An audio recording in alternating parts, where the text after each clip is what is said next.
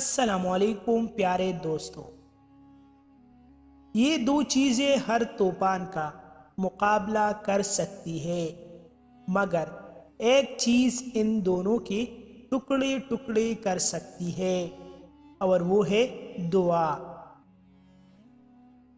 دنیا کے سارے لوگ تجھے اپنے فائدے کے لیے استعمال کرنا چاہتا ہے، صرف تیرا رب ہی تجھ کو تیرے فائدے کے لیے استعمال کرنا چاہتا ہے۔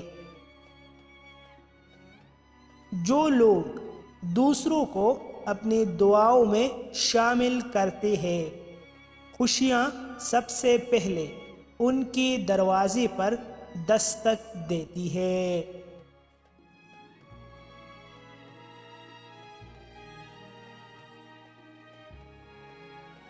دوست کی غلطی ریت پر لکھو تاکہ پانی اسے مٹا دے، اور دوست کی احساس پتھر پر لکھو تاکہ کوئی اسے مٹا نہ سکے۔